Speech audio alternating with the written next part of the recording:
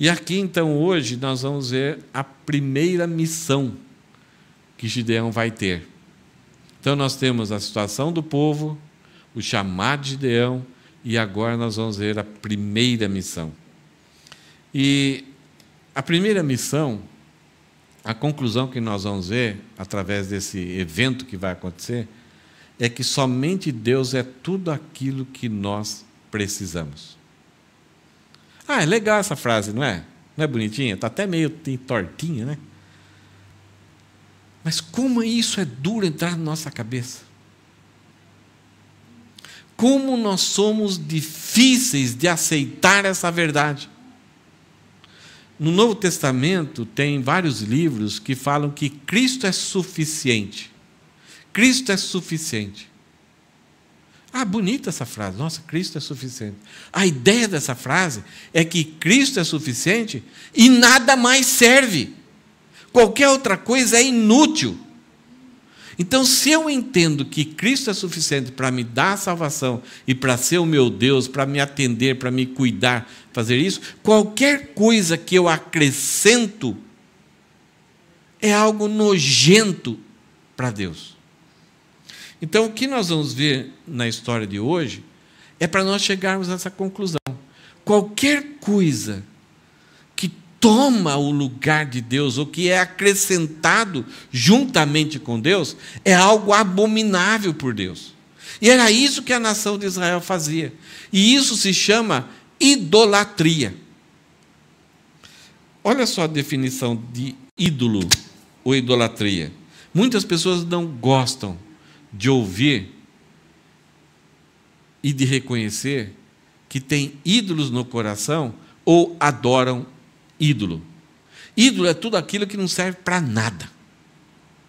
Então, se não serve para nada, é uma vergonha a gente utilizar. É vergonhoso. Diante de Deus é uma abominação. Porque o ídolo, nós fazemos isso, o ídolo não faz, porque o ídolo não é nada, ele é vazio, ele é uma bolha de sabão. Mas nós transferimos para o ídolo a glória que somente Deus deveria receber. Olha só a definição de ídolo. Um ídolo é alguma coisa ou pessoa, qualquer coisa ou qualquer pessoa do qual nós dependemos para ser felizes, plenamente realizados ou mesmo seguros. Pode ser alguma coisa boa, um sentimento legal, bonito, mas por causa daquele contato de gostarmos de alguém ou daquilo, daqui a pouco aquilo me satisfez e eu vou cultivar o meu amor, a minha apreciação, o meu desejo e a minha reverência em prol dessas coisas. Algo que até no começo pode ser algo bom, mas depois de um tempo eu vou depender e vou dizer, se eu perder, se eu não ter, eu não vou ter significado, eu não vou ser satisfeito, eu não vou ser feliz, então eu preciso disso. Algo que era um desejo, que satisfazia simplesmente um desejo, algo ingênuo, passa a ser uma necessidade. Eu dependo daquilo para viver. Se um dia eu perder, eu nem imagino como vou conseguir viver. Já viu essas expressões? Talvez é mais fácil a gente ver isso na vida dos outros. Mas muitas vezes, se avaliarmos, isso está no nosso coração. É alguma coisa além do próprio Deus que nós abrigamos em nosso coração. Por isso chamamos ídolos do coração. Quando falamos em ídolos, naturalmente, rapidamente, nós vemos essas imagens das outras religiões, as quais Paulo fala assim em Corinto, que os ídolos, eles são nada, não servem para nada. Só que os demônios, o mundo espiritual demoníaco, percebe essa devoção do ser humano, mesmo essa compreensão de que ali tem um barro, tem algo esculpido de madeira, Então o ser humano devota essa adoração, essa glória para esse ser, os demônios entram por trás e acabam assumindo o papel. E até satisfazendo naquilo que compete a eles, naquilo que eles são possíveis de fazer, ajeitar os pauzinhos, para que a pessoa mantenha aquela ideia de que ela está sendo atendida por aquele Deus, mas nada mais é do que ela está sendo atendida pelos demônios. Então essa devoção continua, esse apego, essa dependência. Então aí até ela vai pedir para casar, e se aquele ídolo não trouxer casamento, ela pega aquela imagem e coloca de ponta cabeça. Já viu falar disso? Tem um problema nos olhos, você vai pedir para aquele ídolo que trata disso, a Santa Luzia. Por exemplo, nós temos aquele santo que ele está montado num cavalo com uma lança matando um dragão. Qual que é? São Jorge. A coisa mais assustadora, essa cena de São Jorge com uma lança matando um dragão, sabe do que se refere? Ele está ali, ele era um combatente, ele lutava pelo cristianismo para que as pessoas abandonassem a idolatria. Então, essa figura que criaram dele, ele está combatendo os demônios que estão por trás da idolatria e combatendo toda a religiosidade que promovia a idolatria, as indulgências, a intercessão dos santos. Então ele está combatendo isso, e ao mesmo tempo pessoas depois fizeram essa imagem dele para que as pessoas adorassem ele. Olha que coisa absurda que chegou. Então, o ídolo é alguma coisa ou pessoa, qualquer coisa ou pessoa do qual nós dependemos para ser felizes, plenamente realizados ou mesmo seguros. Tem coisa que traz uma felicidade para nós, mas somente Deus dá a alegria, somente Deus dá a segurança. Nada pode dar segurança completa e perfeita a não ser o próprio Deus. É alguma coisa além do próprio Deus que nós abrigamos em nosso coração. Então, no começo é algo normal, um desejo ser satisfeito. Então, é um McDonald's, é um celular, é uma viagem, mas daqui a pouco aquilo lá vai tomar conta de nós vamos servir aquilo. É aquilo que eu quero cultivar e julgo não mais um desejo, mas uma necessidade para mim. Então, algo que é necessário para mim. E eu vou viver para aquilo. Nós vemos absurdos, né? Pessoas que devotam, por exemplo, a Michael Jackson, a um grupo de música, a um esportista, fazem aquela devoção e passam até... Uma das coisas que é interessante é que a pessoa que tem um ídolo, ela vai querer se parecer com o ídolo. Então, quando o Ronaldão, né, na Copa do Mundo, só por brincadeira, só deixou um cabelinho aqui, no outro dia você via a rua inteira, os pais e os filhos cortando esse cabelinho, porque na hora que você devota admiração e acha que se você for igual, você vai ser o cara também, você vai imitar o seu ídolo. Então, quando se devota, por exemplo, para artistas, os cosplays, né? As pessoas querem viver igualzinho. E é interessante esse princípio no Salmo 96, Deus falou que você será igual ao seu ídolo. E lá no Salmo 96 fala que o ídolo tem boca, mas não fala. Tem mãos, mas não agem. Tem pés, mas não andam. E precisam ser pregados na onde estão para que o vento não os derrube. A coisa triste é que, se temos um ídolo, nós seremos iguais a esse ídolo e vamos servir a ele. Isto é, um ídolo não tem vida, não produz nada, precisa ser cuidado. Mas quem tem Deus plenamente na sua vida, tem vida, serve, cuida dos outros. E vai ter vida eterna, vai ter um relacionamento eterno. Então, jogar para coisas ou pessoas aquilo que somente Deus pode fazer, isso é idolatria. Isso é algo abominável por Deus. Na época da nação de Israel, quem que eram os dois ídolos mais adorados? Essa é a imagem que nós vamos ter aqui. Era Azerá e Baal. Eram deuses da guerra, deuses da fertilidade e deus da agronomia. Isto é, a horta, a plantação dependia do cuidado desses deuses. Você ia para uma guerra, você precisava da proteção desses deuses. Para você ter um filho, os animais terem filhos saudáveis, você precisava principalmente de Azerá, a fertilidade, a prosperidade. Então a nação de Israel passou a devotar, quer dizer, os povos já devotavam a adoração a esses deuses, e a nação de Israel achou interessante.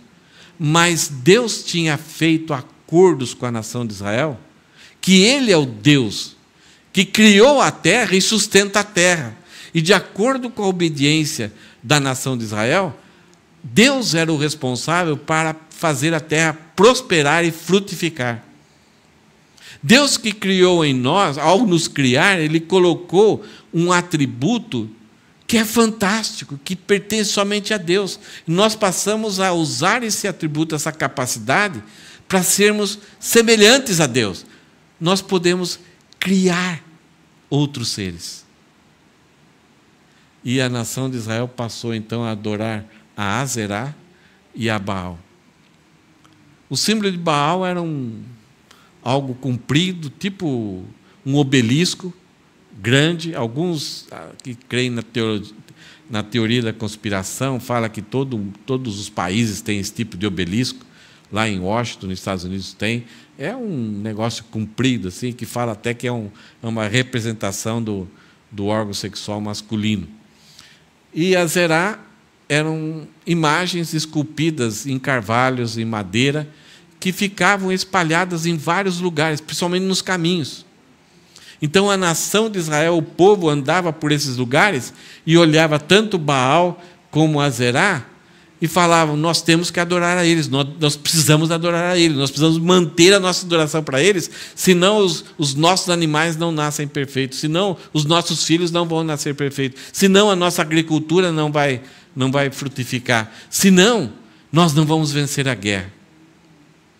Então, para que a adoração acontecesse, eles criavam nos lugares altos. Se você for ver no Antigo Testamento, várias vezes na época dos reis, os reis faziam alguma reforma assim, mas os lugares altos nunca eram removidos. Os postes ídolos não eram removidos.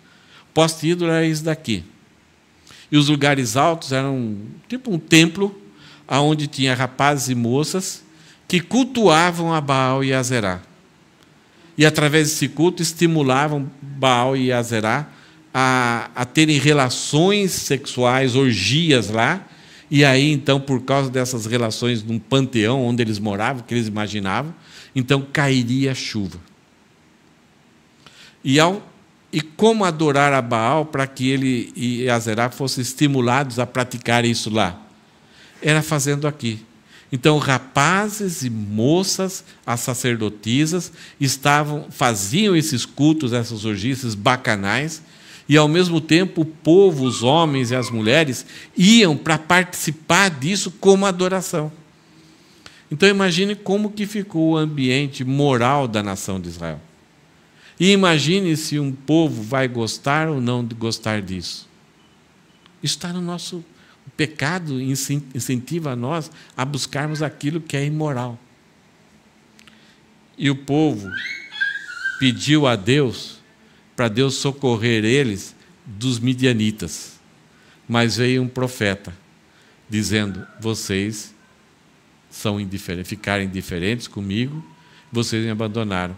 Porque eles não, em nenhum momento que clamaram socorro para Deus, eles identificaram o porquê estavam sofrendo. Eles só deram o nome quem estava oprimindo eles, que eram os midianitas. Mas em nenhum momento eles identificaram. E a coisa é tão evidente que quando o anjo vem, o anjo do Senhor, que é o próprio Jesus encarnado, começa a conversar com Gideão, Gideão reclama para Deus: Senhor, os nossos pais falam das maravilhas do seu poder, tudo que o Senhor fez para Moisés, para Josué, mas aonde estão isso hoje em dia? Porque olha a nossa situação, o Senhor esqueceu de nós? Olha a nossa situação, nós somos invadidos, estamos sendo assolados, não temos mais liberdade, não temos aonde plantar, nós estamos morando de forma miserável nos buracos nas montanhas. Então, o próprio Gideão não reconhecia o problema. E até Gideão culpa a Deus: o Senhor nos abandonou, o Senhor nos entregou para os midianitas. Isso é verdade. Apesar de ser uma reclamação de Gideão, era uma verdade, porque literalmente Deus os abandonou e Deus os entregou para os midianitas, porque midianitas não teriam nenhum poder sobre a nação de Israel se Deus não permitisse. Agora, por que Deus permitiu? Deus permitiu com um ato de disciplina. Já estava previsto em Deuteronômio 28. Se o povo abandonasse, não desse ouvidos, Deus traria destruição para eles. Então Deus está sendo fiel, eles estão sendo punidos, mas não acorda, não percebe as razões daquilo lá. Então, eles não se arrependem, eles simplesmente têm um remorso grande. E o próprio Gideão demonstra qual era o pensamento do povo. Eles estavam: a gente serviu a Deus tudo isso, a gente está fazendo esses rituais, estamos indo lá nas festas, mas Deus nos abandonou. Deus deixou que os midianitas tivessem poder. Isto é, o nosso Deus é fraco. Mas não era pela fraqueza de Deus, é pela fidelidade de Deus. Deus estava sendo, mais uma vez, fiel. Agora, fiel em disciplinar, para que o povo voltasse para Ele. Vamos ver o que aconteceu, então, no versículo 25. Depois que Gideão tem essa oferta de sacrifício, e ele reclama de Deus, então a história continua, e aí Jesus, pré-encarnado, vai convocar Gideão para uma missão. Naquela mesma noite, o Senhor disse a Gideão: leve o touro que pertence a seu pai. Não era de Gideão, era para pegar o touro lá que era do pai dele. A saber, o segundo touro de 7 anos. Era um touro especial, o melhor. E derrube o altar de Baal, que é do seu pai. Olha, o pai de Gideão tinha um altar a Baal. Era uma das famílias mais pobres. E corte o poste da deusa Aserá, que está junto ao altar. Então tinha o altar, o pináculo, e do lado, então, aquela imagem de Aserá. Então, como a imagem era de madeira, então destrua esse obelisco e corte a madeira, destrua. Versículo 26.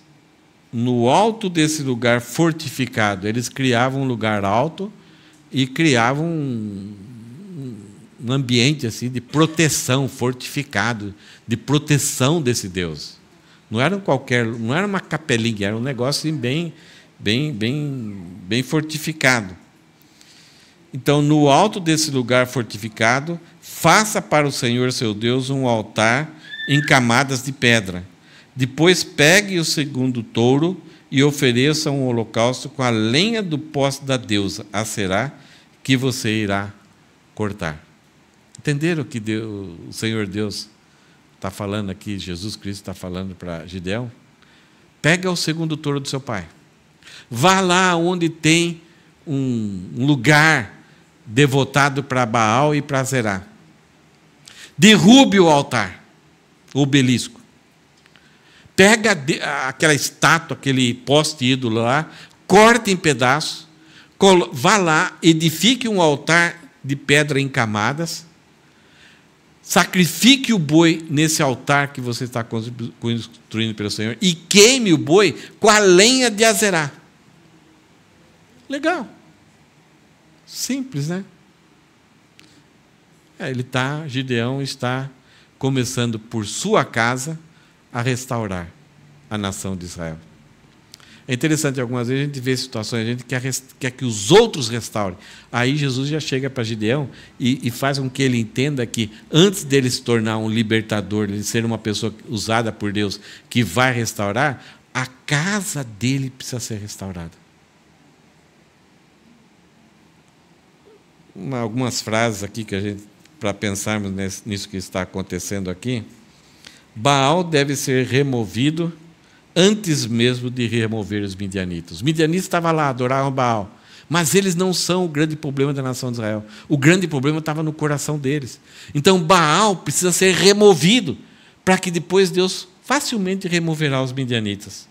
O altar de Deus não pode ser construído até que o altar de Baal esteja destruído. Deus não divide adoração. Deus não divide atenção. Deus não divide glória com ninguém. Então precisa ser destruído os objetos de culto. Agora, até aqui é os objetos de culto. Aqui que está um grande problema, uma grande dificuldade.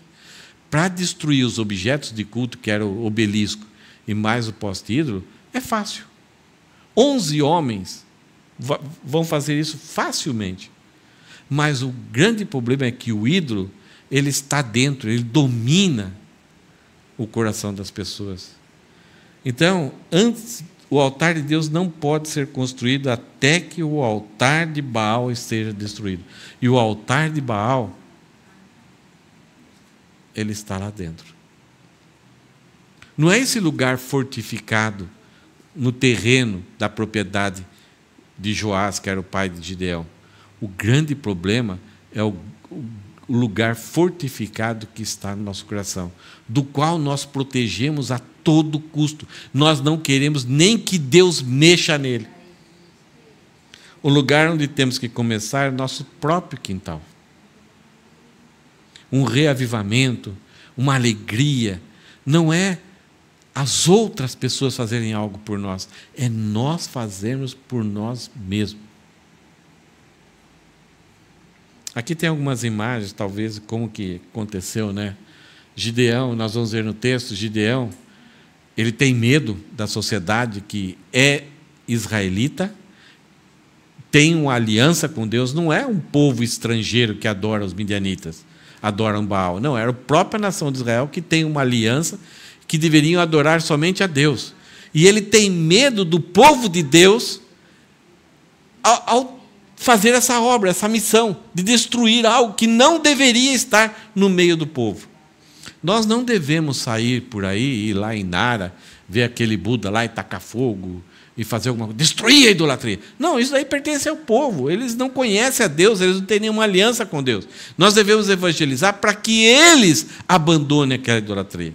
No Brasil teve um bispo, né, que chutou, pegou num culto, pegou a santa lá e chutou. Ele errou. Paulo fala que isso é sacrilégio, porque isso pertence a outro povo.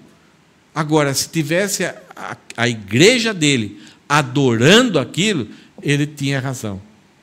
Mas não era a igreja dele. Era o povo brasileiro, outras pessoas que seguem uma outra religião. Mas o problema é nosso. Se nós temos um problema de oração, isso nós devemos chutar, queimar, cortar, fazer tudo. Então nós vamos ver que Gideão, com medo do povo de Israel, que não deveria ter isso, mas Gideão sabia que o coração dele já estava preso. Então nós vemos essa imagem aí, Gideão, né, volta, Aline. Volta. Aí o obelisco, né? Aí ele está com seus amigos, destruindo, colocando por terra isso. Mas ainda é coisa material. É coisa fácil. Algumas marretas, algumas cordas, vai ser fácil colocar para baixo. Aí Gideão, então, vai pegar o segundo touro, de 7 anos, do pai dele, e vai edificar um altar em camadas, ele vai, então, sacrificar o touro. Isso ele vai fazer de madrugada, com medo. É interessante, olha só, Gideão está sendo chamado por Deus, ele estava malhando o trigo no lagar, com medo, Agora ele é chamado por Deus, ele faz desculpas para não atender Deus, porque fala que ele é o menor da família dele, a família dele é a mais pobre da tribo de Manassés, mas mesmo assim Jesus vai trabalhando, encorajando ele, e quando ele vai atender essa missão, que ele reconheceu que realmente era Jesus, que era Deus falando com ele, então ele vai atender essa missão, ele vai fazer de noite. Ele vai convocar 10 homens, 10 amigos dele, que topam, ele sabe quem é esse pessoal. Então ele consegue essa liderança. Vamos ver o texto? Versículo 27.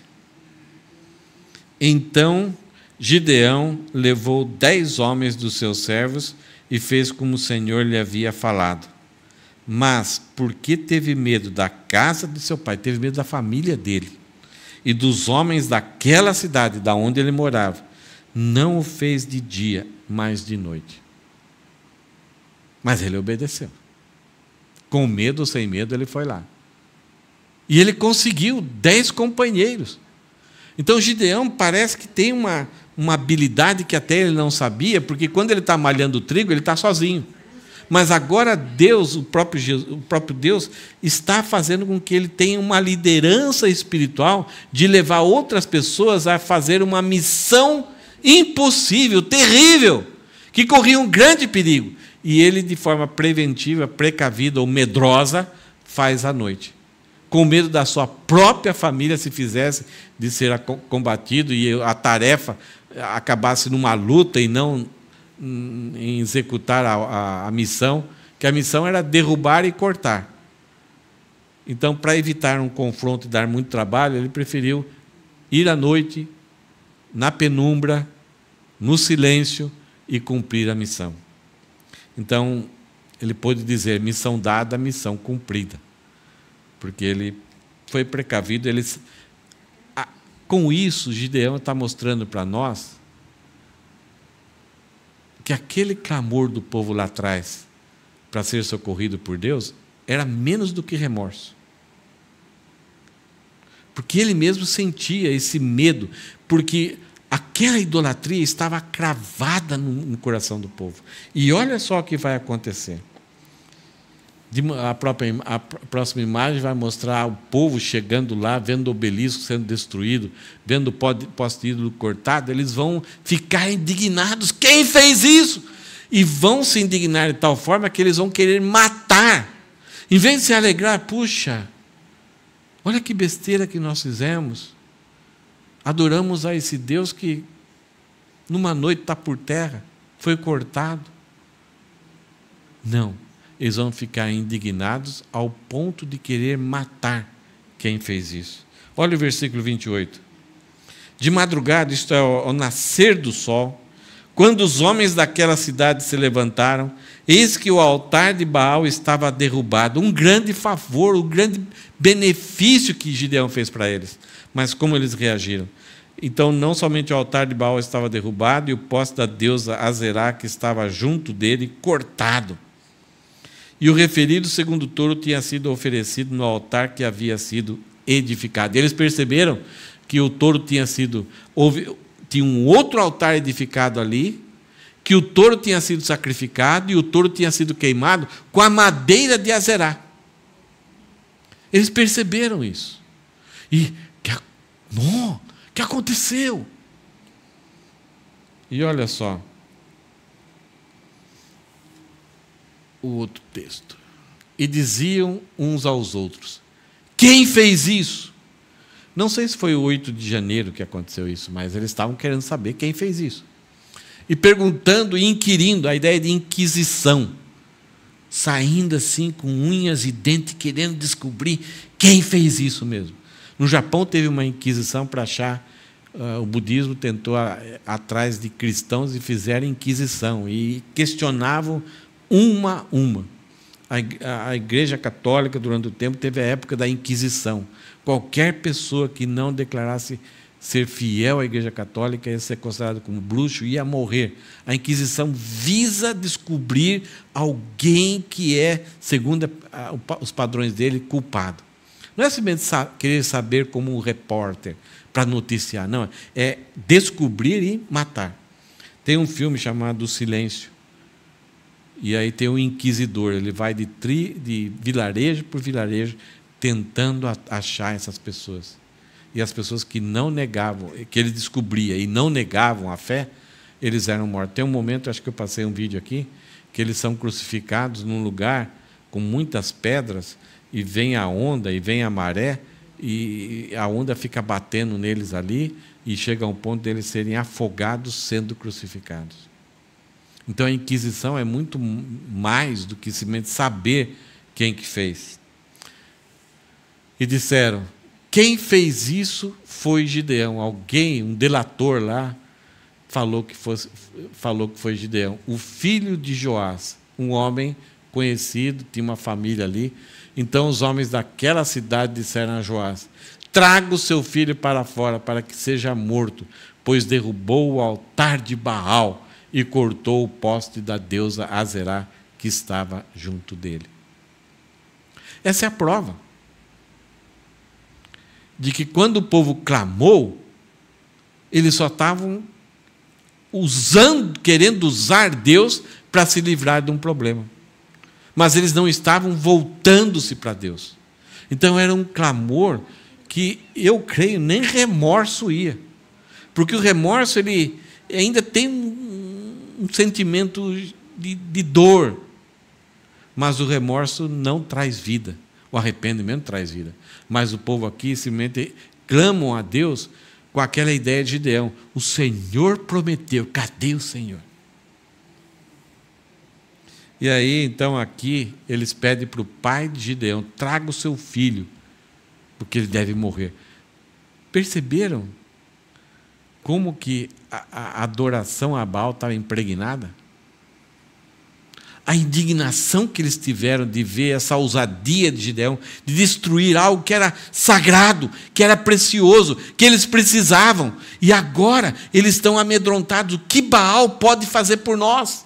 Perdemos aquilo que nos sustenta, que nos dá significado, que protege, que dá fertilidade. E agora, onde já se viu alguém ter a ousadia para fazer isso? Essa pessoa que fez isso deve morrer.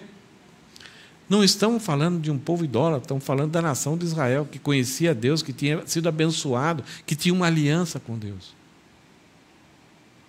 E o pai de Joá, então, depois que viu essa situação, parece que caiu a ficha. Ele tinha na terra dele esse lugar de adoração, no quintal da casa dele. E agora, quando acontece isso, e falam que é Gideão, então não sei porquê, se ele está querendo simplesmente proteger a Gideão ou não, mas talvez Joás, o coração dele se abriu para uma verdade. E ele vai falar essa verdade, que é uma lógica que é sempre válida, mas ela é sempre desprezada. Olha só que Joás fala no versículo 31. Porém, Joás disse a todos que se puseram contra ele, vocês querem defender a causa de Baal? Tem uma palavra chamada apologética. Já ouviram falar isso? Apologética é quando... tem vários pastores, vários estudiosos, vários teólogos, que eles são apologetas. Pessoas que têm uma capacidade de defender as verdades. Porque constantemente o cristianismo, a pessoa de Jesus, a pessoa de Deus, a palavra de Deus, ela é atacada. E os argumentos, tem argumentos muito rasos, muito bobos, mas tem argumentos filosóficos que são de um nível muito alto. E quando você lê isso, você estremece e fala, puxa, eu não consigo responder essa pessoa. Então tem homens, tem teólogos, que eles são muito bons, eles usam raciocínio, eles usam conhecimento das escrituras, eles usam conhecimento da filosofia, da antropologia, o conhecimento geral. E eles defendem a fé mostrando os erros desses ataques. Nós temos vários, somente americanos, europeus, tem alguns no Brasil, não sei se já ouviram falar de Saião, é o Luiz Saião, não é que ele tem uma saia grande, mas esse é o nome dele. Mas é um cara muito brilhante. O Franklin Ferreira, que veio aqui na igreja uma vez, é uma pessoa que constantemente está mostrando os erros do pensamento humano que atacam as Escrituras, atacam a pessoa de Deus, atacam a salvação. Então, são pessoas que defendem a fé, eles fazem uma apologética.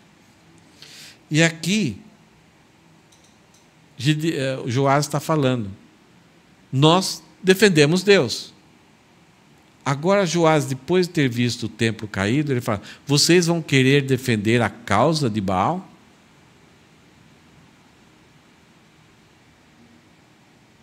Olha o que ele fala. Vocês querem livrá-lo? 11 homens durante a noite. Meu filho. Acabou com eles. Usou até a lenha. Vocês querem defender isso? É interessante que o mundo, o máximo que eles podem atingir é de queimar as Escrituras, porque elas falam de Deus, e matar aqueles que creem em Deus. Mas eles nunca conseguem tocar a Deus. E, pelo contrário, em momentos da história da nação de Israel, Deus sempre capacitou o seu povo, fez coisas que destruíram os perseguidores de Deus. Mas Deus nunca foi afetado. Jesus, por um tempo, naquele momento na cruz, parecia que eles tinham conseguido derrotar alguém que era muito fiel a Deus, que cria muito em Deus. Então, naquele momento que açoitaram, que crucificaram e que enterraram, se lembra lá na cruz, os próprios saduceus falaram assim: se você é filho de Deus, livra esses homens e livra, sai. Até o ladrão do lado falou isso, as autoridades falaram isso. Cadê? Onde está o seu Deus agora?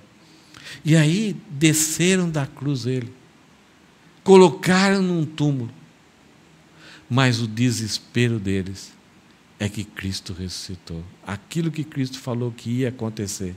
Vocês podem destruir esse templo, o corpo dele, mas depois de 3 dias eu reconstruirei. E o maior desespero deles e a maior tarefa deles foi perseguir aqueles que anunciavam a ressurreição, porque a ressurreição era a derrota de todo o esforço que tiveram. E aqui Joás está falando: vocês querem lutar por Baal? Vocês querem livrá-lo? E Joás fala ainda: quem defender a causa de Baal, dele, será morto ainda esta manhã. Não sei o que ele queria dizer isso, se ele mesmo, Joás, ia providenciar o castigo para essa pessoa. E aí a lógica sempre presente e sempre desprezada é essa: se ele é Deus, que defenda-se a si mesmo. Afinal, derrubaram o seu altar. Essa lógica servia para Jesus. Se ele está dizendo que é Deus, que ele defenda-se a si mesmo. E o que aconteceu? Mataram ele. Alguém ressuscitou ele? Não, ele mesmo. Ele mesmo voltou à vida. A Trindade, o Espírito Santo, ressuscitou Jesus. Então, ele não precisou que ninguém defendesse ele mesmo. Derrubaram o templo, Jesus. Mas ele mesmo voltou à vida. E ele ainda falou, né? Ninguém tira a minha vida, eu voluntariamente a dou. E eu retomo ela de volta. Se Baal é todo poderoso, se é tudo aquilo que vocês precisam, se é tudo aquilo que traz significado para vocês, traz segurança, então se ele derrubou, ele que lute. Essa é uma lógica sempre desprezada. Isso é, se um Deus é forte, se alguma coisa é forte, tem que ser durável, tem que durar pelo menos mais do que você. E tem que ser mais antigo que você. E se for atacado, tem que lutar por si próprio. Não há ninguém, nenhuma religião, que tenha um Deus como Jesus Cristo. Porque todos são ídolos, todos são falácias, todos são criação da mente humana. Por causa disso, e Joás, é interessante, o próprio pai de Gideão tinha um altar em sua casa e zelava, talvez até ganhava um dinheirinho com as pessoas, montou uma barraquinha de cachorro-quente ali. Então, vira sempre, a idolatria sempre está envolvida com um negócio. Né? Bugigangas, amuletinhos. Então, talvez o pai de Gideão estava envolvido com isso. Quando ele viu que caiu, ele acordou: puxa, Nós adoramos isso. E aí a lembrança de quem Deus era. Então, essa missão que Gideão está fazendo começa por ele, já vai afetando a família dele e vai afetando outras pessoas. E aí no versículo 32, naquele dia, naquela manhã, naquele dia, quando descobriram que Baal tinha sido derrotado, naquele dia Gideão passou a ser chamado de Jerubaal, porque foi dito que Baal defenda a sua causa contra ele, pois foi ele quem derrubou o seu altar. Se Gideão é mais forte que esse Deus, então não vale a pena. Que tempo, que dinheiro, como que esse cara vai cuidar de nós? Essa ideia, essa religião, essa idolatria vai poder nos ajudar se simplesmente um cara, um Zé Mané, o menor da sua família, de uma família pobre, pode vir e derrubar. Então Gideão começou a fazer aquilo que é uma pedra jogada no lago. Já viu? Você joga uma pedra numa água, ela tem a marca de onde ela afundou, mas aí começa ondas, uma atrás da outra. Então Gideão foi trabalhado por Jesus, por Deus, e aqui ele já mexe com 10 homens, ele mexe com seu pai, e esse povo indignado é afetado, foi colocado em dúvida, a cabeça deles pirou, o coração deles estava desmoronado, porque devotavam confiança, zelo, reverência a algo que é uma bolha de sabão. É interessante, eu coloquei algumas frases aqui, uma frase: a obediência noturna traz resultados diurnos. Gideão, com medo, foi cumprir a tarefa que Deus deu para ele de noite. Mas no dia seguinte, de manhã, o resultado foi notável, algo diferente. Quando olharam, ué, o que aconteceu? Ia saindo a fumacinha lá, e carne, os ossos do boi ainda estavam lá, o poste ídolo tinha sobrado algumas pedacinhos de madeira. Que tragédia! Quando nós obedecemos a Deus, Deus muitas vezes não quer que a gente saia, até ao dar oferta no templo, Jesus Cristo falou: olha, faça aí de forma até oculta. Você vai orar, ore em oculto lá no seu quarto. Jesus combateu os fariseus que chegavam nas esquinas e oravam: ó Deus de Abraão, de Isaac e de Jacó. Isso é religiosidade, isso é hipocrisia. Então, a nossa devoção, o nosso relacionamento com Deus, não tem problema de você expor, mas aquilo que tem maior nível e agrada a Deus é aquilo que é feito em particular. Somente você e Deus. No silêncio, na noite, na madrugada. Até o momento que toda a família está dormindo, você vai lá e tem um tempo de confissão, de oração, de comunhão, de arrependimento, de se alegrar com Deus, de pedir alguma coisa que talvez só você entende que é necessário para você. Só que, quando você levanta, talvez sua família vai notar que algo novo aconteceu. Que o seu coração está mais centrado em Deus. Você vai chegar no trabalho, as pessoas vão começar a achar estranho.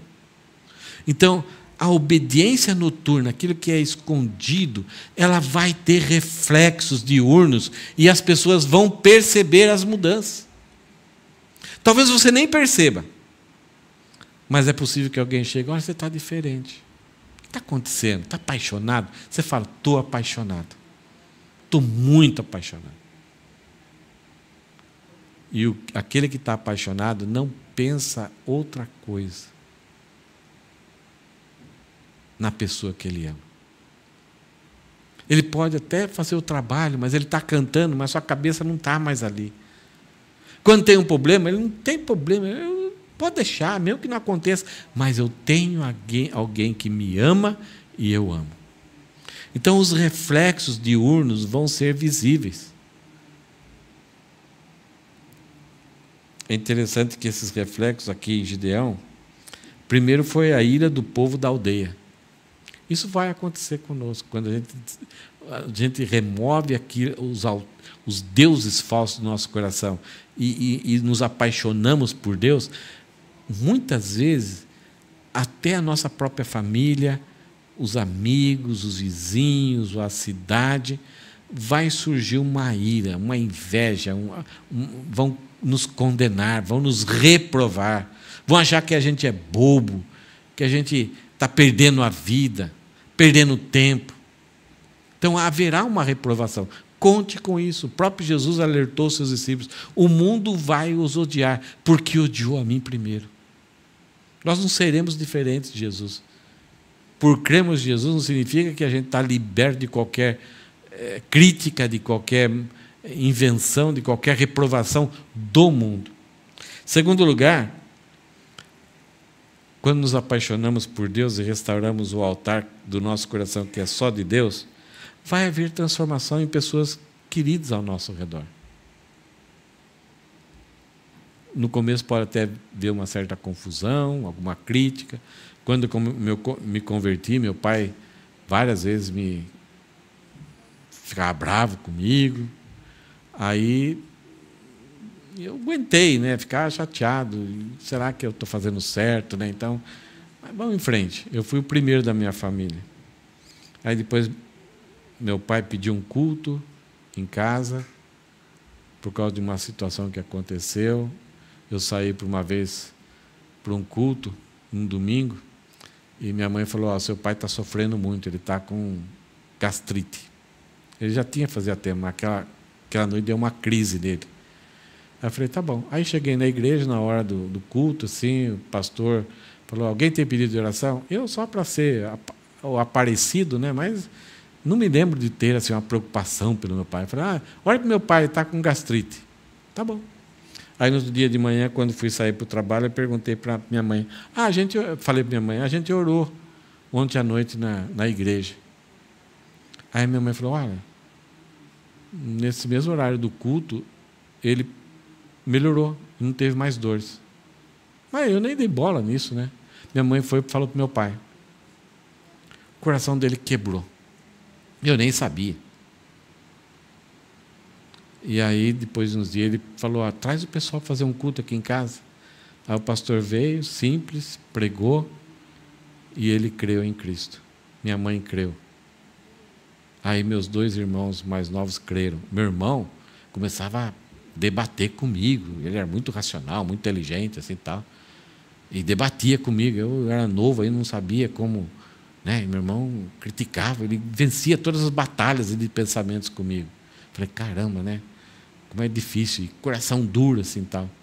Aí chegou uma hora que ele também creu. E creu de forma muito séria. Meu pai e meu irmão se tornaram líderes na igreja. Minha avó tinha 80 anos, tinha o joelho para baixo, cortado abaixo do joelho. 80 e poucos anos, já estava meio esclerosada. Um dia o pastor fez um apelo, eu falei: eu quero crer também. Eu falei: não é impossível. Ela era tão ranzinza, ela era tão chata, irritava a minha mãe, porque ela não dependia da minha mãe. Depois disso, virou um doce, rindo a toda hora, brincando. Eu falei: será que ela está piorando? Porque não é possível essa mudança aí. Aí quis ser batizada, aí foi batizada numa cadeira. E ela estava meio gordinha, pesadinha, descemos no batistério, ela foi batizada, ria demais. E aí Deus deu a graça, deu a experimentar isso. Que a graça entrou na minha família através do momento que eu criei. E a forma da minha conversão foi que o pastor pregava em Jeremias contra a idolatria. E eu tinha sido coroinha da Igreja Católica. Da catedral lá, até acho que um dia eu mostrei as fotos, uma igreja muito bonita, tinha muito orgulho quando eu fui, né, lá pelos 10, 12 anos.